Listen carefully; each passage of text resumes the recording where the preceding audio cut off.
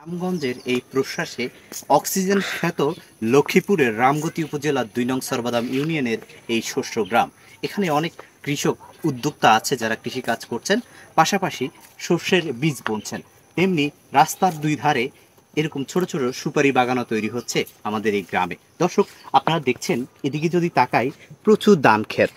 আমাদের এই গ্রামে এবছর প্রায় ৩০,০০০ হেক্টর জমিতে আমন ধানের চাষ করা হয়েছে। আমরা আশাবাদী এবছর ৩০,০০০ হেক্টর জমি থেকে প্রায় কয়েক লক্ষ মেট্রিক টন আমন ধান আমরা পাবো। আর রাস্তার দুই ধারে দেখছেন সারি সারি এই সুপারি গাছ। আমাদের এই কৃষি ইতিহাস, ঐতিহ্য, শিক্ষা, সংস্কৃতির ধারাবাহিকতায় এগিয়ে যাচ্ছে। বাংলাদেশের সুন্দর একটি পূর্ণভূমির নাম হচ্ছে লক্ষ্মীপুর জেলার রামগতি উপজেলার ২ নং সর্বাদাম ইউনিয়নের আমাদের এই ৪ নং ওয়ার্ডের গ্রাম। এই গ্রামে প্রত্যেকটা বড় দরজাওয়ালা যে গ্রামগুলো আছে, সেই গ্রামগুলোতে যদি আপনি তাকান দেখবেন যে সারি সারি তালের গাছ। এই তাল গাছগুলো কিন্তু প্রাকৃতিক ভারসাম্যগুলো রক্ষা করে। আপনারা যদি একটু তাকান, তালের চারাগুলো কিন্তু নিপুণ মায়ার তার শাখা প্রশাখা ছড়িয়ে আছে। এরকম সারি সারি তালের গাছ আছে আমাদের বাড়ির দরজায়। লক্ষ্মীপুর জেলার বৃহত্তম অঞ্চলে, রামগতি অঞ্চলে আমাদের বাড়ির দরজা হচ্ছে সবচেয়ে বৃহৎ এবং লম্বা একটি দরজা। কেউ যদি আমাদের বাড়ির দরজা চোখ বন্ধ করে হাঁটতে চায়, সে চলে আসতে পারবে। এখানে নেই কোনো গর্ত, নেই কোনো আমাদের দরজা হচ্ছে নিপুণ একটি সুন্দর। আপনার যদি দেখায় আমাদের বাড়ির দরজা, দরজা অনেক সুন্দর। তো দর্শক, আসেন আমার সাথে। এখানে ছোট একটা পাখি দেখছেন। এই পাখিটা ছোট হলেও এর কিন্তু ক্ষমতা অনেক বেশি। আমাদের গ্রামের ভাষায় আমরা এটাকে হ্যাঁসা বলে থাকি বা হেচ্চা বলে থাকি। এই পাখিটা বড় চিল যখন আকাশে উড়ে বা কাক উড়ে, কাকের পিছনে পিছনে ছুটে। দর্শক, এখানে অনেকগুলো হেচ্ছা বসে আছে। আর এই পাশে যদি দেখেন, আমরা যে বাসমতি আতপ চাল না, ছোট ফলাউট চালের ভাত খাই, সে চালগুলো আমরা এটাকে বুড়ির চাল বলি গ্রামের ভাষায়। এই বুড়ির চালের চাষ কিন্তু এখানে অলরেডি হয়ে গেছে। আপনারা যদি বুড়ির চালের সুন্দর ফলাও খাইতে চান, তাহলে আমাদের চরবাদাম ইউনিয়নে এসে বিয়ে শাদী করবেন। আমাদের এই অঞ্চলের মানুষের মন কিন্তু খুবই উদার। তারা জামাইকে ছোট ছোট চালের ফলাউট চালের ভাত করে খাওয়ায়, খুবই সুগন্ধি। এক বাসায় চাল রান্না করলে ৩ বাড়ি পর্যন্ত চালের ঘ্রাণ চলে যায়। সেই অসাধারণ কারণ প্রত্যেকটা পরিবারে তার মেয়ে আছে, ছেলে আছে। ছেলের বাড়ি থেকে, তার শ্বশুর বাড়ি থেকে আসে, মেয়ের বাড়ি থেকে আত্মীয় স্বজন আসবে, তারা এই বুড়ো ধানের চালের খাবার খাওয়াবে তাদেরকে। দর্শক, আপনাদেরকে আগেও বলেছি, আমি এখানে দাঁড়িয়ে যদি দেখি, আমাদের বাড়ির দরজা আমাদের বৃহত্তম চরবাদামের মধ্যে সবচেয়ে বড় দরজা। পিছনে যদি দেখাই, সারি সারি তালের গাছ, আর এপাশেও তালের চারা আছে আমাদের বাড়ির দরজায়। আর এখানে আমাদের ছোট ভাই ধান লাগিয়েছে। তো একটু সামনে যদি আপনাদেরকে হেঁটে দেখাই, আমাদের এই তালের চারাগুলো আছে। আমি এই তালের চারাগুলোর কাছাকাছি অবস্থান করে এখন আপনাদেরকে দেখাবো।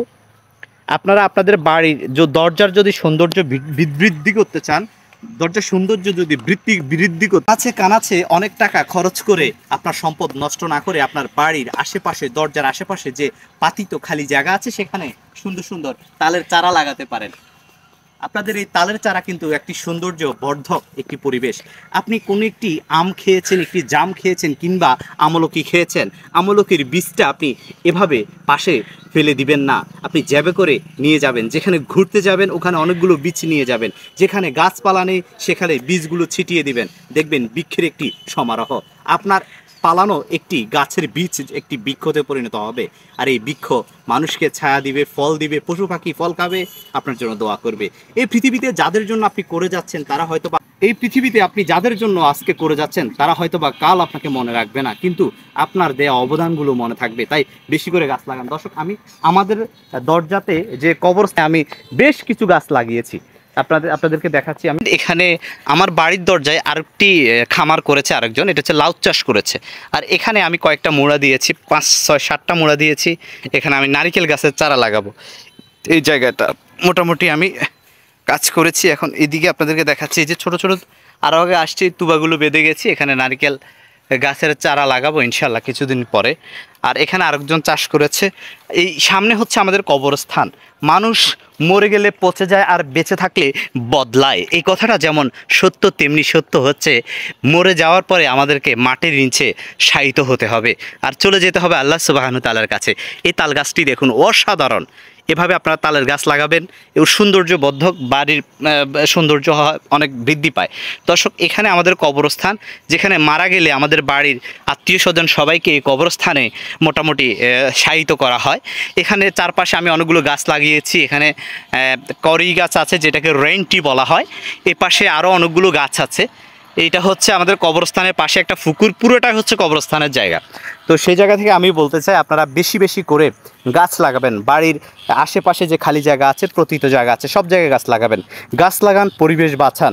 থাকবে নাকো একটি খালি জায়গা যেখানে পতিত জমি থাকবে, সব জায়গায় আমরা গাছ লাগাবো ইনশাআল্লাহ। গাছের সমারোহ হবে। এটা হচ্ছে আমার বাড়ির পাশে, এই জায়গাটা লিজ নিয়ে রোয়ার বার হলা মাইনুদ্দিন এখানে ব্যাপক পরিমাণে কদু এবং লাউ চাষ করছে। আমরা যেটা কদু বলেন, আঙ্গদেশে সেটা লাউ আর কদু মিলেমিশে হয়ে গেছে এক।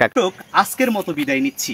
আজ যাচ্ছি না, আবারও দেখা হবে নতুন কোনো ভিডিও চিত্র নিয়ে আপনাদের সামনে হাজির হব।